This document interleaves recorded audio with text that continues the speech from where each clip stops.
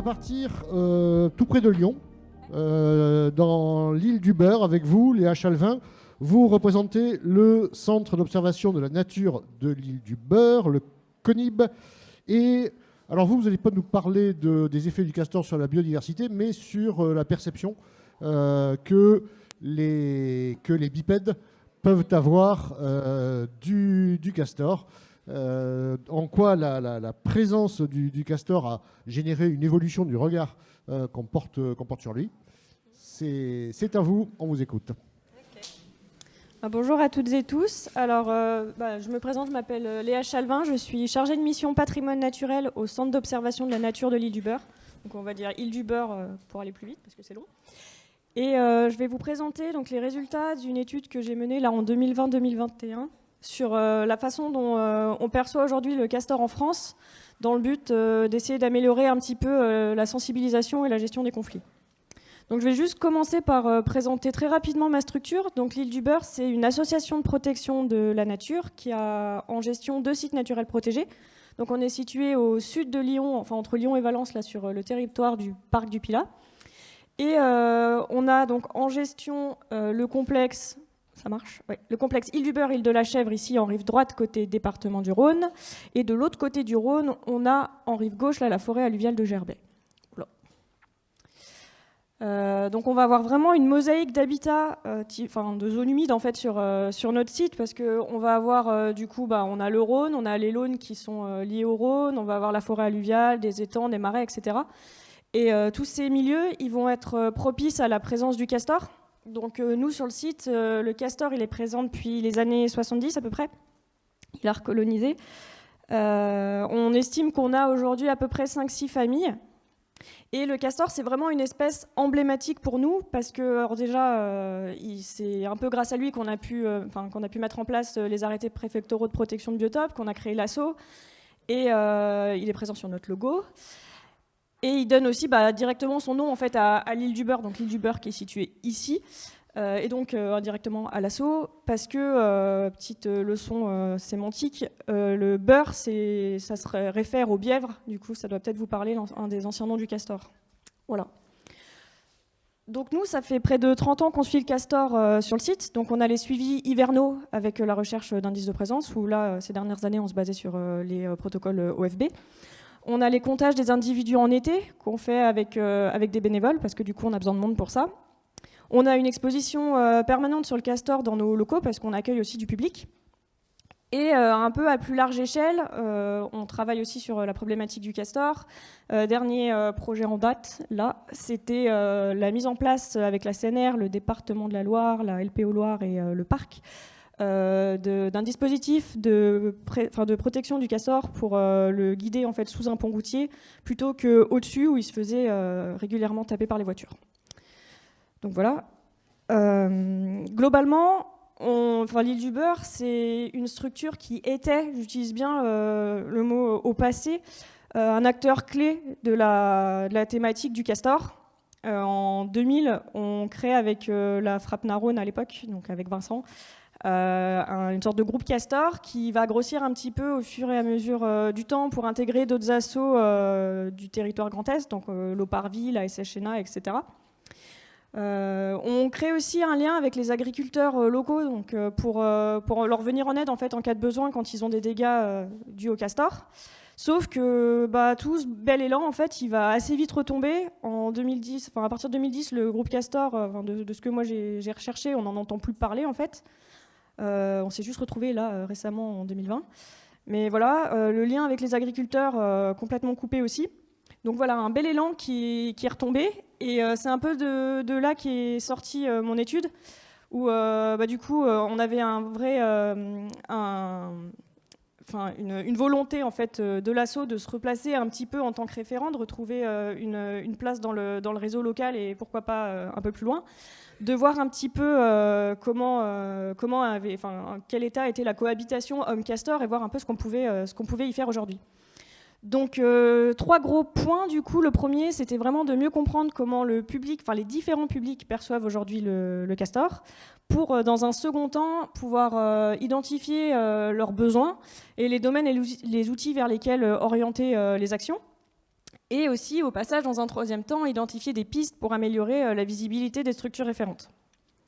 Donc pour ça, j'ai mené une étude socio-environnementale. Donc c'était un peu la première fois pour moi que j'utilisais le volet socio. Donc je me suis basée sur la mise en place de questionnaires. Donc j'ai fait 3 questionnaires pour 3 publics différents. Enfin, un questionnaire par public différent du coup. Un questionnaire pour le grand public. Donc là, moi j'ai essayé de viser un petit peu, pourquoi pas le national. Donc là, c'était un questionnaire papier qu'on avait mis à disposition dans notre maison d'accueil et un questionnaire en ligne type Google Form qu'on a transmis à un maximum de personnes. Le but, là, c'était un peu de vraiment voir comment le grand public voyait le castor et quels étaient ses besoins en termes de sensibilisation et d'information. Ensuite, du coup, le deuxième groupe, c'était les élus locaux. Donc là, Métropole de Lyon et Scott Rive-du-Rhône. Donc ça représente 212 communes. Donc là, je les ai questionnés en envoi d'un questionnaire à chaque mairie. Et le but, c'était vraiment de voir quel était l'état de leur connaissance en fait, du castor dans leur commune. Et troisième groupe, c'était les agriculteurs très locaux, parce que juste l'île de la Chèvre. Là, c'était le même type de questionnaire, mais parce qu'il me fallait bien des questions aussi en commun pour pouvoir comparer un petit peu les différents groupes. Et là, par contre, je suis allée les poser directement, mes questions, au cours d'entretien, comme ça, j'ai pu les rencontrer, discuter de plein d'autres choses avec. Et le but, là, c'était vraiment de voir quel était leur rapport au castor dans leur profession. Donc, résultat, grand public déjà, j'ai eu 124 retours. Dont seulement 2 au format papier. Je décris un peu plus la façon de transmission d'infos, etc. dans l'étude, mais je ne reviendrai pas trop dessus aujourd'hui. 3 points qui me semblent vraiment importants, selon moi. Le premier, c'est que je n'ai pas de retour négatif. Globalement, toutes les personnes interrogées sont favorables à la fois au statut de protection du castor et pensent que la cohabitation est possible. Deuxième gros point, du coup, ça va se baser sur le nuage de mots que j'ai réalisé. Je leur ai posé une question, en fait, c'était citez-moi 3 mots qui vous viennent à l'esprit quand vous pensez au castor. Et je m'y attendais pas, mais je trouve que j'ai eu des retours vraiment très très intéressants là-dessus. 2 petites choses qui se distinguent qui ressortent de ça. Le premier, c'est que les mots qui ressortent le plus, là du coup c'est pondéré, ça va être barrage et rongeur, des mots qui sont plutôt côté activité du castor. Moi, le mot barrage qui ressort autant, ça m'a fait un peu poser la question parce que oui, le castor fait des barrages, mais il n'en fait pas déjà systématiquement en France. Et je me posais du coup la question, est-ce que c'est pas peut-être les gros barrages du Canada qui peuvent influencer les réponses? J'ai eu pas mal de mots justement en rapport avec le Canada, donc le mot Canada, le mot trappeur, le mot yakari, enfin plein de trucs comme ça. Et du coup, voilà, c'était ma première hypothèse. Est-ce que dans l'imaginaire du public, on pense pas peut-être plus, le castor du Canada est peut-être plus représentatif que le castor d'Eurasie? Et autre point qui ressort de ce nuage de mots, c'est la prépondérance des mots qui sont liés à l'affect, et notamment à l'enfance, donc avec des références aux dessins animés, aux bandes dessinées, donc là Pierre Castor, Père Castor, pas Pierre, et aussi des mots sur la sympathie du castor, comme quoi il est mignon, ça peut être un copain, il est mignon mon castor. Voilà, plein de trucs comme ça. Donc ça c'était les 2 principaux points. Et l'autre gros point, c'est au niveau de la connaissance, de leurs besoins en termes d'infos, etc.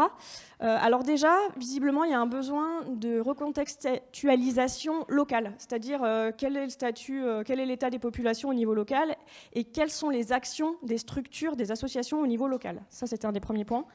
Et l'autre, c'est l'énorme... il y a plus de 80% des gens qui ne sauraient pas quoi faire en fait en cas de dégâts du castor, qui ne sauraient pas quelle solution mettre en place. Et je vous spoil direct, c'est le gros point qu'on retrouve entre les 3 publics. En gros, personne ne sait quoi faire, globalement. Côté élu, j'ai eu 39 retours pour 25 communes. Pareil, globalement, des retours assez positifs. Là, j'ai eu quelques mots et quelques retours qui étaient un peu négatifs. Dont un qui était particulièrement virulent. Pour lui, le castor n'apportait rien. Notre structure, elle faisait que coûter aux contribuables. Et voilà. Et lui, il me parlait carrément d'appeler les fédés de chasse. Bref, je pense qu'il y aura peut-être à développer là-dessus aussi. Mais globalement, c'est assez positif. Pareil, la notion des mots liés à l'affect. dont au passage le côté image de marque et que ça remet un peu de biodiversité voilà, dans les milieux urbains, tout ça. Et aussi les mots liés un peu au Canada. Donc là, en photo, je vous ai mis les Beaver's Tails. Je ne connaissais pas du tout. C'est une des réponses que j'ai eues. C'est les queues de castor. C'est un dessert canadien. Et ça m'a donné envie d'en faire. Autre point, du coup, sur les élus. Visiblement, il y a quand même un tiers des élus interrogés qui ne savent même pas si le castor est présent sur leur commune, dont pour la moitié d'entre eux, l'espèce est vraiment présente. Donc moi, je leur ai fait une petite carte avec les données du réseau castor là, que l'OFB a bien voulu me transmettre et les données LPO, parce que mon rapport, du coup, il sera envoyé à tous les élus, et du coup, bah, ils pourront voir en fait, si dans leur commune, il y a le castor. Et aussi, autre gros point, comme je disais, la méconnaissance des solutions à apporter en cas de dégâts. Donc, ils m'ont dit qu'ils avaient vraiment besoin d'informations. Il y en a la moitié qui souhaitent que des actions de sensibilisation soient menées auprès des habitants de leur commune. Et autre point qu'on m'a sorti, c'est les problèmes de dilution des interlocuteurs. Donc, on est tous là à faire plein de trucs bien pour le castor, mais globalement, les gens ne savent pas vers qui se tourner. Et pour résultats agriculteurs, donc là, j'ai interrogé que 6 agriculteurs qui sont maraîchers. Je le précise parce que le contexte est un peu particulier sur l'île de la Chèvre. Avant, on avait surtout du fruitier. Maintenant, c'est plutôt du maraîchage. Mais j'ai quand même 2 agriculteurs qui ont constaté des dégâts de déprédation par le castor. Donc, un au niveau de ses arbres fruitiers. Donc lui, dans les années 2000, du coup, ça date un peu, il avait contacté l'association. On l'avait aidé, on avait mis avec lui en place une barrière entre la Laune et sa parcelle pour protéger ses arbres. Ça a bien fonctionné pendant un temps. Et je le disais, rupture du lien avec les agriculteurs, du coup, pas de suivi du dispositif. Donc voilà, ça marchait qu'un temps.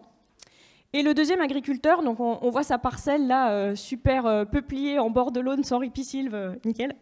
Et lui, il nous a pas prévenu, il a voulu faire son truc tout seul. Il a mis des petits manchons là, tout souples autour de ses arbres. Ça marche absolument pas. Il se fait régulièrement taper un peuplier, donc voilà. Et du coup, ils nous ont dit que on est référent que pour la moitié des agriculteurs. Bon, ils sont 6, donc voilà, mais et ils ne nous considèrent pas forcément comme un soutien. Et point important, en fait, les parcelles, sur la carte tout à l'heure, on voyait bien, les parcelles agricoles sont vraiment collées à la forêt alluviale, à ce qu'on gère. Et en fait, ils sont jamais venus sur notre site. Il y en a qu'un qui est venu récemment faire un tour de vélo.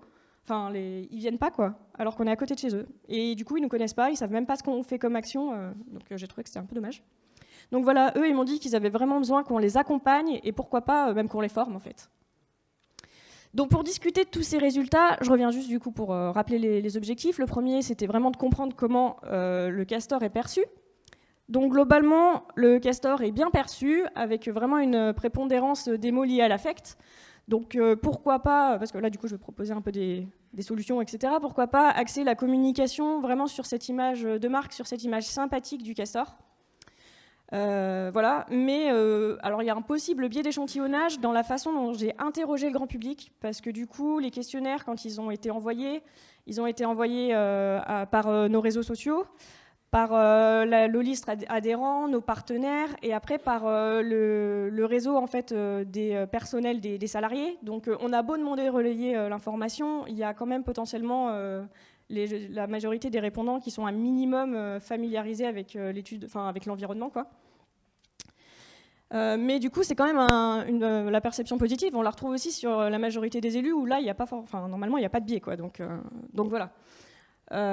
Et par contre, aussi biais côté agricole, parce que 6 agriculteurs, et notre contexte, je vous le disais, vu qu'on est en maraîchage, etc., en plus on est au bord du Rhône surtout, il n'est pas forcément représentatif du contexte qu'on a partout ailleurs en France, parce que j'ai recherché un petit peu. Nous, on a les marais de Lauzon, là, qui sont pas loin de chez nous, et où là, il y a des problèmes avec les agriculteurs. Donc voilà, c'est pas représentatif totalement. Et d'ailleurs, en faisant des recherches un petit peu sur ce qu'il y avait dans la presse, justement en recherchant s'il y avait pu avoir des conflits avec les agriculteurs, etc., je me suis rendu compte que la presse, elle avait tendance souvent à véhiculer par ses gros titres une image un peu négative en fait du castor. Donc un peu dommage, peut-être un travail à faire avec la presse. Et du coup, qu'est-ce qu'on peut proposer à partir de tout ça? Déjà, manque de connaissances sur l'état des populations, c'est ce qui ressort au niveau local, sur l'impact et le rôle du castor dans son environnement, et surtout sur les solutions à mettre en œuvre en cas de dégâts et les structures vers lesquelles se tourner en cas de besoin. Donc première proposition, c'est mieux communiquer sur les effectifs et les études réalisées. Il y a des trucs qui sont déjà en place, qui sont super, à la fois au niveau local. Donc nous, on a Biodivora, l'atlas en ligne. Il y a l'atlas Mamalo, mis en place par la LPO, etc. chez nous. Il y a l'INPN, il y a Faune France pour les données. Enfin voilà, il y a déjà plein de trucs qui sont faits. Mais finalement, est-ce qu'on communique assez auprès des élus et du grand public sur tous ces super outils ? Bonne question. Et du coup, communiquer en plus des données vraiment sur ce que nous on fait.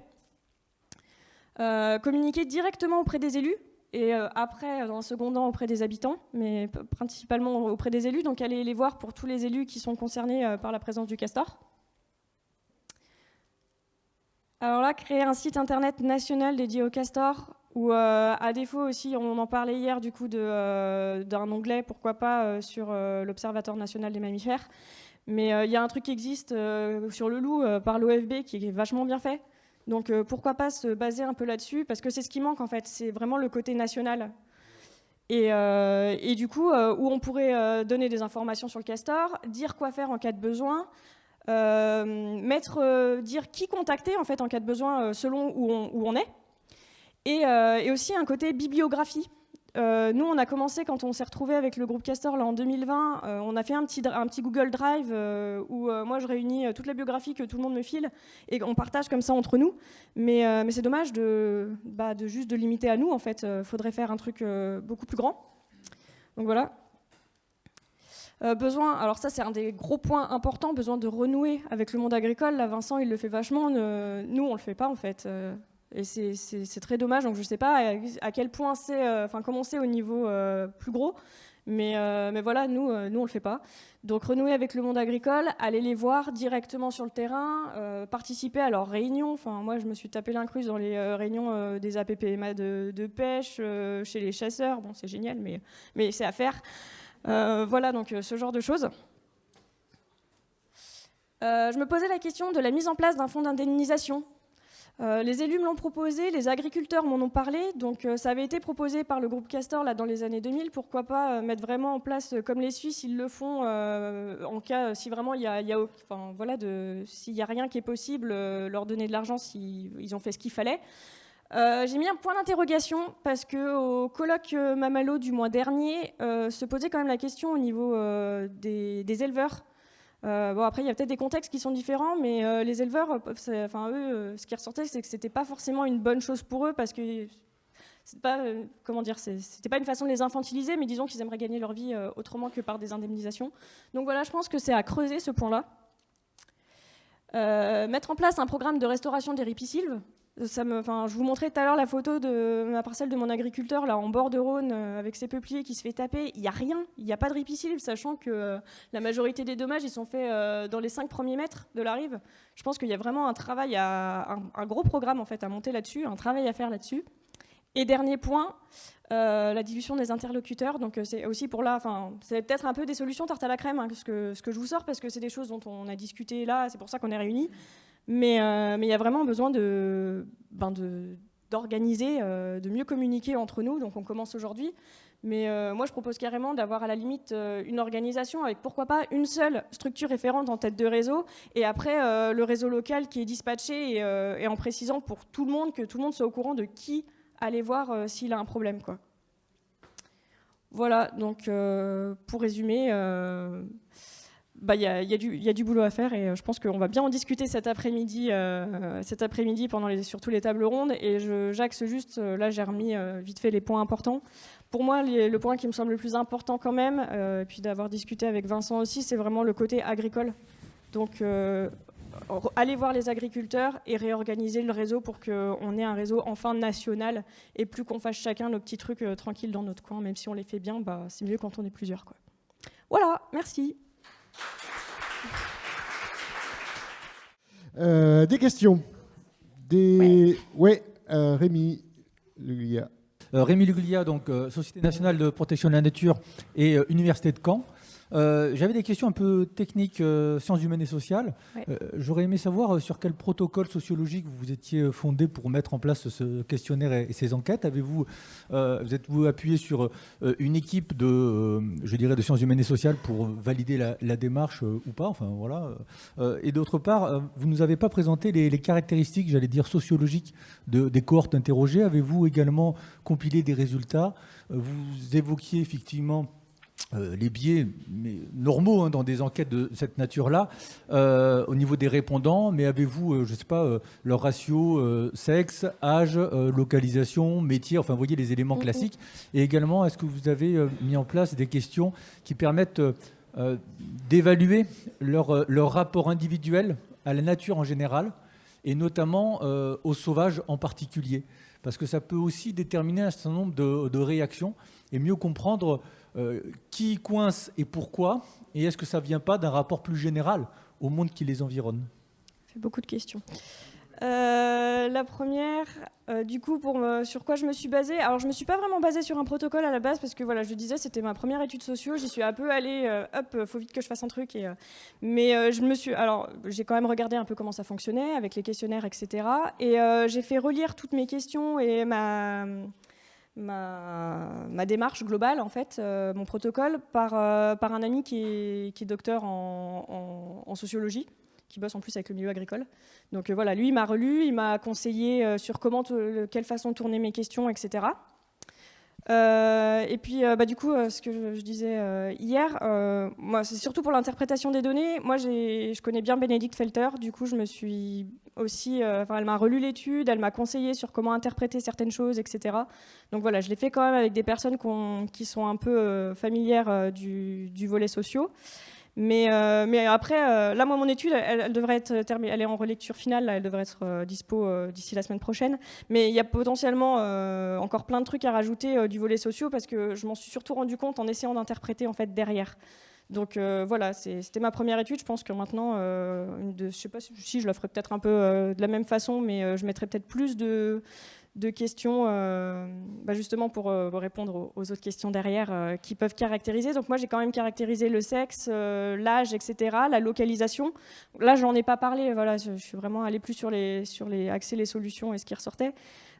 Côté sexe et âge, c'est à peu près kiff-kiff. J'ai interrogé niveau localisation. Alors, j'ai plus de 70% des répondants qui sont dans les départements limitrophes. Mais voilà, c'est ce que je disais, ça fait aussi partie de comment on a diffusé l'étude pour le grand public. C'était nos adhérents, nos partenaires, etc., nos amis. Donc, il y a quand même, c'est un peu normal. Mais par contre, je crois que j'ai une vingtaine de départements. Enfin, j'ai des répondants de Lille, de Marseille, des gens que je connais absolument pas. Enfin, donc, ça a quand même un peu diffusé. Et du coup, question, j'ai pas forcément interrogé sur la nature en général. Moi, j'ai interrogé par contre sur la façon, enfin, s'ils percevaient pour eux si le castor était une espèce emblématique du fleuve Rhône et de ses affluents. Donc, il y en a beaucoup en fait qui n'avaient pas d'avis là-dessus. Et pour la moitié, c'est emblématique. Et après, par contre, j'ai fait un peu vite fait des stats sur est-ce que c'est dû alors, est-ce que c'est les personnes qui sont justement autour du Rhône et des affluents qui pensent que l'espèce est emblématique ou pas.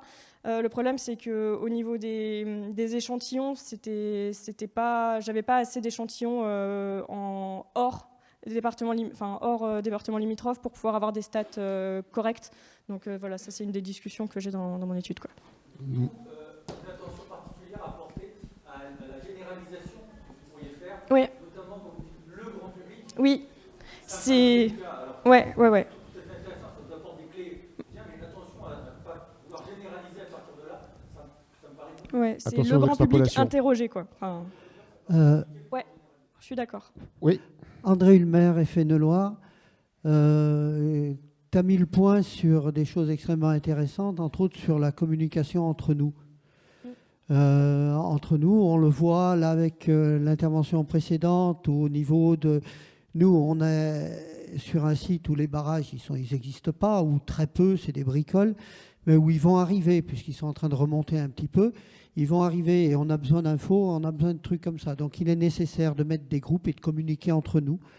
Je l'ai dit hier par rapport à nos relations, nous associatifs et l'OFB, Mais entre nous, il faut aussi qu'on communique. Et la preuve en est, c'est que par exemple sur la mise en œuvre par rapport à un site d'écrasement dans la vallée du Rhône, où moi j'ai été aux premières réunions, et à partir de la troisième réunion, on n'a plus d'informations. Mais on n'a plus d'informations de la part de tout le monde. À part des adhérents locaux, on n'a plus d'informations, on ne sait pas. Et puis on nous a informé que l'ouvrage a été mis en œuvre. Très bien. C'est un peu dommage qu'on ne communique pas entre nous. Donc la remise en place de groupes de castorologues à l'échelle des bassins est extrêmement intéressant. À l'échelle des régions est extrêmement intéressant, et à l'échelle nationale est extrêmement intéressant. Il faut qu'on relance, il faut qu'on communique, il faut qu'on fasse plein de choses entre nous. Voilà. On a besoin tous d'informations, on a tous les mêmes problématiques, ou en grande partie, ou pas encore. Et toutes ces problématiques, si ceux qui ont déjà bavé pendant un moment, et je pense les gens qui sont sur le bassin du Rhône, qui ont plus d'ancienneté sur le Gasseur que nous, ont vraiment œuvré là-dessus, quoi. Donc c'est extrêmement intéressant. Merci. Et je pense aussi du coup faire le lien beaucoup avec l'OFB. Moi j'ai que un agent OFB avec qui je communique énormément, mais il est un peu tout seul le pauvre, et du coup je pense que, il m'a filé les données du réseau Castor, etc. Mais il y a vraiment un gros lien à faire enfin vraiment entre l'OFB et les assos, quoi. Raphaël, qu'est-ce que c'est là ? Oui, pour compléter ce qui est dit là, on a effectivement un besoin d'un réseau entre nous, mais surtout ne restons pas entre nous. Et du coup, ce qu'on a essayé de faire nous, et ce qu'on a essayé de vous présenter, alors peut-être pas été suffisamment compris hier, c'est que le plan de gestion, on l'a fait par bassin hydrographique, parce que pour nous, c'est la bonne échelle. C'est à l'échelle de la GEMAPI sur un territoire qu'il faut intervenir et mettre tout le monde autour de la table. Ce qu'on a essayé de faire, nous, c'est de mettre les élus, les agriculteurs, les forestiers, les naturalistes, les chasseurs, les pêcheurs, l'administration, l'OFB, pour que tout le monde soit là et que l'interlocuteur pour les élus, les agriculteurs, soit identifié, soit effectivement un technicien de la structure GEMAPI qui, elle, va pouvoir renvoyer sur la meilleure personne placée. Mais c'est vraiment cette organisation-là au plus proche du terrain, du territoire, qui est importante. Après, que ce soit pareil pour les formations, dans le plan de gestion. Donc, ça sera dit, je pense, à un moment par Maxence, mais on a déposé notre dossier sur le lien qu'on n'a pas pu présenter hier dans le détail, mais il y a vraiment toute la structure de tout ce qui est fait, que ce soit en termes de communication, de travail sur le terrain avec les agriculteurs et tout ça, pour que vraiment tout ça soit bien identifié. Mais je pense qu'on en a besoin au niveau national, on en a besoin au niveau régional, mais on en a surtout besoin au niveau des structures GEMAPI. C'est hyper important. Oui. Valentin Regnault, Maison de la Nature des Vosges Chaunoises. Du coup, pour rebondir là-dessus, est-ce que ça existe déjà, ou est-ce qu'il ne serait pas pertinent, dès qu'on a une donnée sur une commune, je pense du coup c'est l'OFB qui centralise les données, contacter la municipalité, trouver un relais local et lancer de la communication dessus, de la sensibilisation pour faire connaître l'espèce rapidement et de manière presque automatique? Est-ce que c'est pertinent ou pas, ce genre de démarche? Moi, ça me semble pas mal. De toute façon, c'est une des façons de prévenir, de rentrer en contact avec les élus aussi. Par contre, ce que tu disais là sur la transmission à qui, alors nous, par exemple, on transmet tout à la LPO, on ne transmet pas forcément à l'OFB.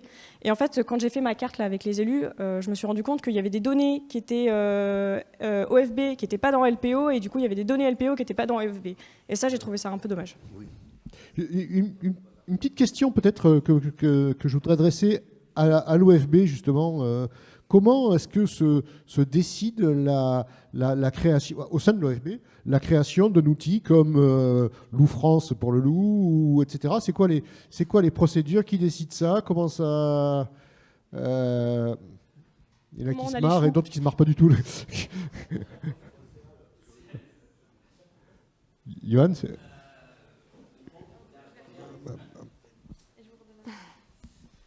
Alors, comment ça se décide? C'est une autre formulation. Ouais.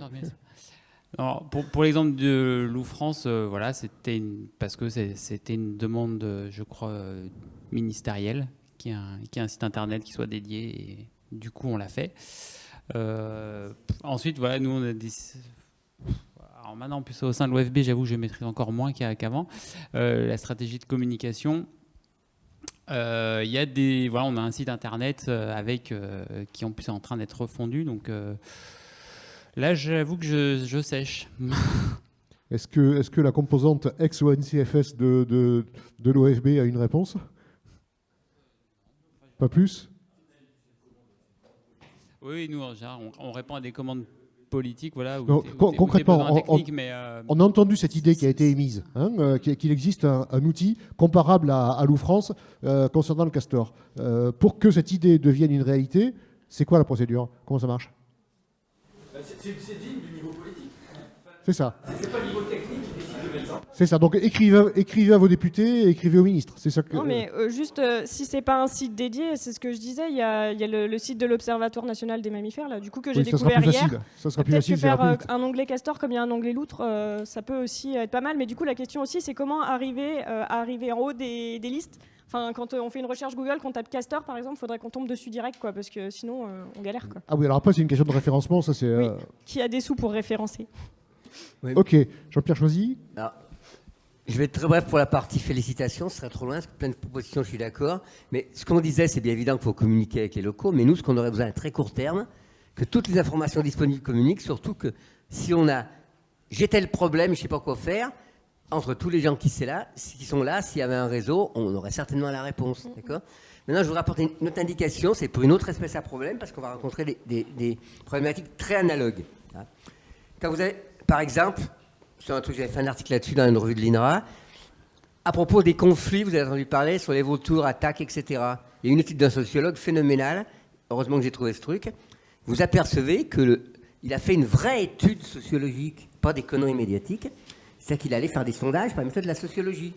Et le conflit qu'il y a dans les médias n'est absolument pas représentatif de l'opinion des éleveurs et des bergers. C'est une minorité d'enragés anti-vautours et une minorité de défenseurs passionnés des vautours. Donc et il met l'immense majorité une perception positive, considère que c'est des dégâts insignifiants par rapport aux chiens, aux épidémies, aux fluctuations du marché, à la foudre. Et si on regarde par les médias, on est foutu parce que eux, ils aiment brasser pour que ça fasse. Ok. Et alors le deuxième truc, je veux savoir. Oui, très brièvement, s'il vous plaît. Non mais attendez, je pourrais terminer. Oui.